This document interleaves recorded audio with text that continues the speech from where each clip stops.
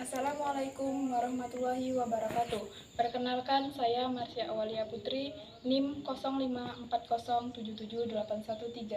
Di sini saya akan melakukan praktik unit 2 Kelembagaan Agribisnis, program studi Agribisnis. Nih Pak, selanjutnya saya ada praktik unit 2 Kelembagaan Agribisnis tentang analisis SWOT, Pak. Saya akan mencarai Bapak tentang analisis SWOT. Yang pertama yaitu kekuatan. Yang pertama, apa saja menjadi keunggulan utama BPP dibandingkan dengan lembaga penyuluhan pertanian lainnya di wilayah tersebut, Pak? Kita kalau dikatakan kekuatan, tentunya BPP Talang Kelapa ini satu, kita mempunyai SDM-nya itu berjumlah 11 orang yang mempunyai latar belakang dan disiplin ilmu yang berbeda. Mulai dari tanaman pangan, hortikultura, kemudian ada yang disiplin ilmunya peternakan, kemudian ada POPT, pengendalian pengaman penyakit. Nah, itu merupakan salah satu kekuatan dari BPP Talang Kelapa ini.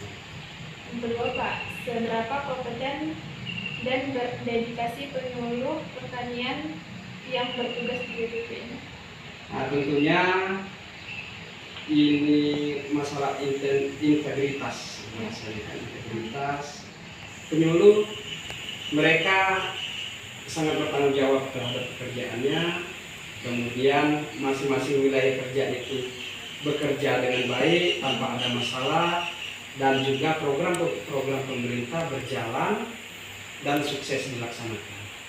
Yang ketiga, Pak, bagaimana citra BPP di mata petani dan masyarakat sekitar, Pak? BPP ini merupakan pusat tempat pelatihan. Citra mereka dikatakan baik. Nah, kenapa dikatakan baik? Karena apabila ada kegiatan-kegiatan yang sifatnya massal, itu mereka dikumpulkan, kemudian ada permasalahan pun mereka bisa datang ke BPP, kita layani.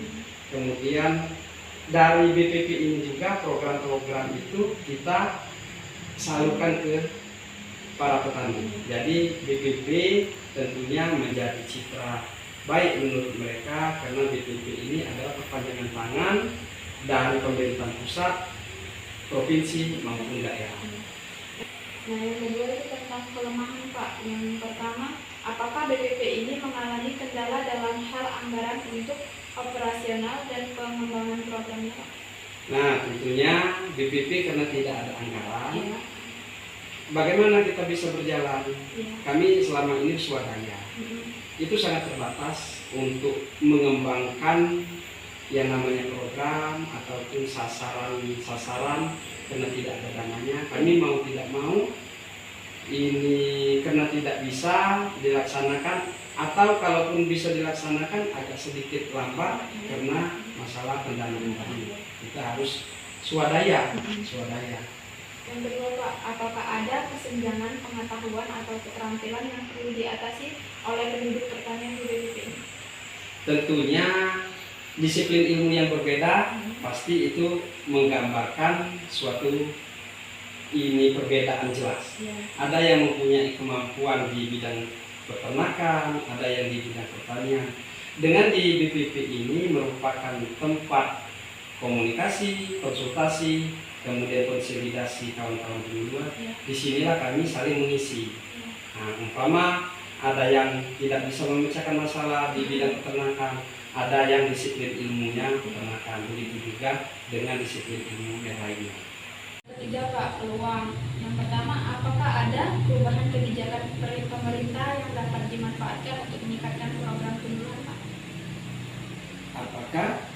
Apakah ada perubahan kebijakan pemerintah yang dapat dimanfaatkan untuk meningkatkan program penyuluhan? Peningkatan program penyuluhan.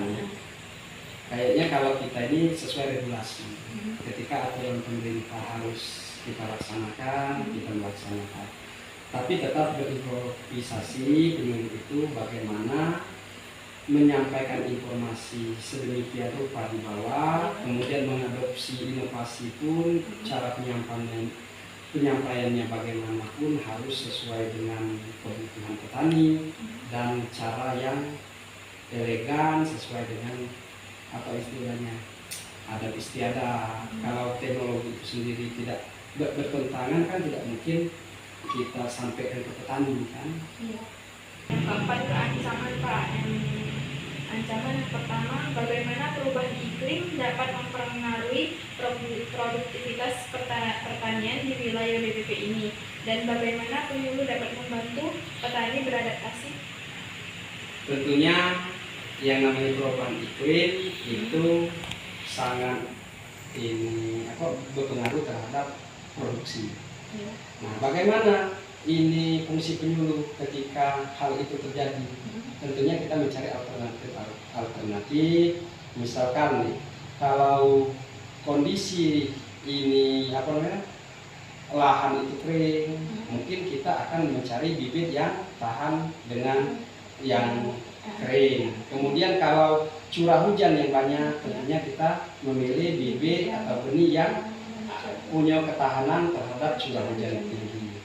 Yang kedua, apakah ada lembaga atau organisasi lain yang menawarkan layanan serupa dengan BPP? Nah, kita tidak tahu kalau di luar BPP. Mungkin kalau petani ditawari berupa yang layanannya sama dengan penyuluh, mungkin lebih cenderung ke petaninya. Kalau kita tentunya karena profesi kami di BPP dan sebagai penyuluh, kayaknya tidak ada profesi lain. Itu saja tentang saya wawancara Bapak tentang analisis SWOT. Sebelumnya terima kasih atas waktunya Pak ya. Saya akhiri, wassalamualaikum warahmatullahi wabarakatuh. Waalaikumsalam warahmatullahi wabarakatuh. Sekian praktik unit 2 saya. Terima kasih atas perhatiannya. Wassalamualaikum warahmatullahi wabarakatuh.